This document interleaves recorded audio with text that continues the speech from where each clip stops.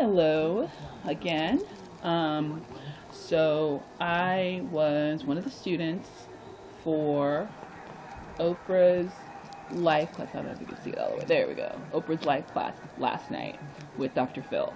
And I took some notes and wrote down some ideas of what they're talking about as far as um, life, the life class, but more importantly about his new book called Life Code, and brought up a concept uh, known as baiters. And this baiters are backstabbers, abusers, imposters, takers, exploiters, reckless. And these are the kind of people that take advantage of you. And so when you're in a relationship, whether it's with a family member or with a spouse or in the dating life or friendships, that these are the kind of people that take advantage of that trust you have, and they have a pattern. That's what Dr. Phil said. So he says like the evil eight, and the one quote that I wrote down too is trust gives you access. So when you when you trust somebody, and that happens to be a baiter, they take advantage of you because then they know everything about you and they know what to do to mess with you.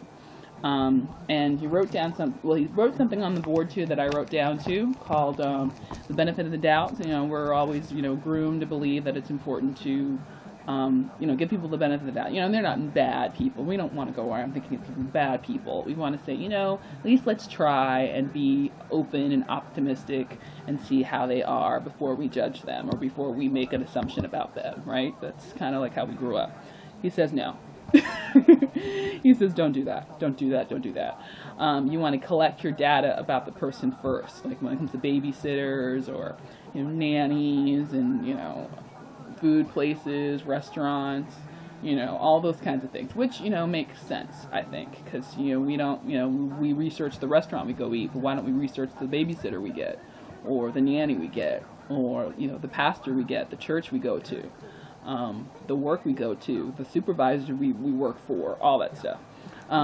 Evil eight was another concept he brought up, and it's really just qualities of these kind of baiters and people in your life that take advantage of your trust, and you end up with nothing, emotionally drained, and they end up with your trust gone.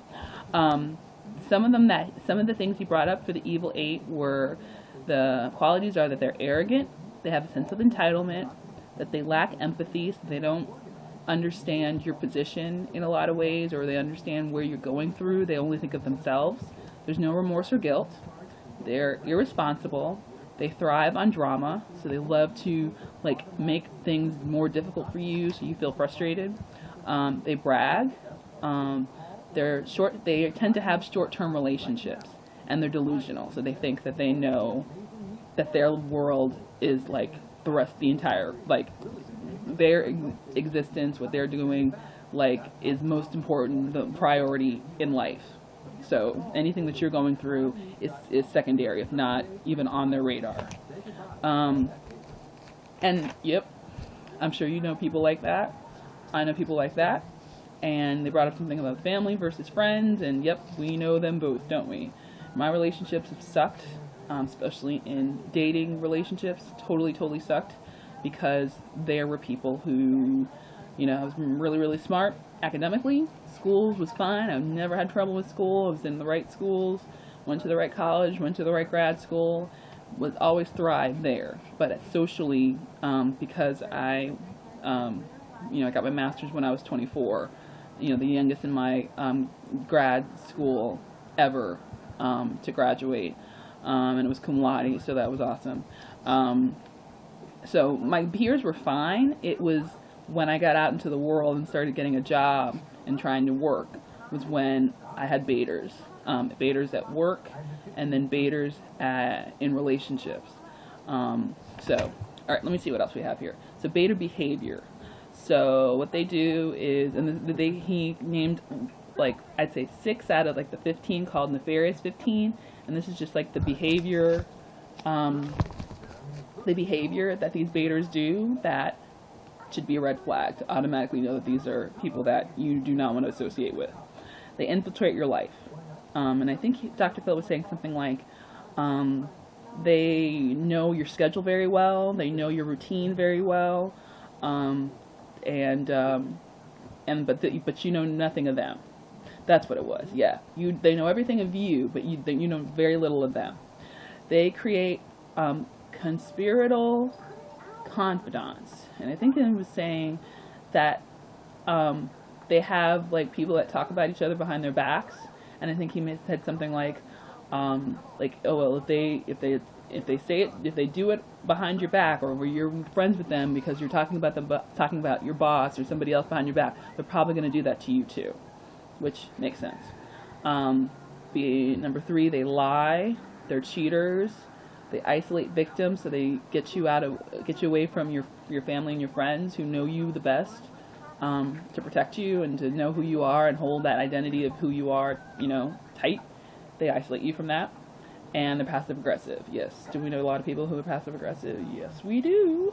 This one does. This one knows about passive aggressive behavior in my college teaching career, especially with older, more established and experienced supervisors who were probably who had less credentials than I did. And of course, you coming out, millennials, so 20-somethings to 30-somethings, we're not trying to take your job. Okay, I'm just going to say that out loud for everybody to hear. We're not trying to take your jobs. With anything, we could learn so much from you, and we want to learn from you. And if you can just give us a chance so that we can pay our bills, pay our student loans, even though we're single and living the single groovy lifestyle, we are actually need your help and would love to help you, said establishment, if you give us an opportunity. So I say all that to say this was very educational for me, because it allowed me to kind of think about my life in general, and the experiences that I've had so far. I know I'm very young. I don't let this amazing exterior fool you. I'm 32 years old, so it's kind of cool that I'm at that age. But anyway, but I've had probably 10 years of really tough life lessons that I had to learn on the job, for certain circumstances, and it was rough. Not just at work, but outside of work, dealing with men and dealing with girlfriends. I didn't have a lot of girlfriends. To be honest, who really raised me were Sex and the City, the TV show. There was a lot of stuff that happened in my life that I could always trust to be able to go on HBO and watch, or buy the DVD or rent the DVD, because at that time I couldn't afford much, to rent the DVD and be able to watch. So I'd say all that to say, this definitely reaffirms what I think I already know, and I definitely want to get the book.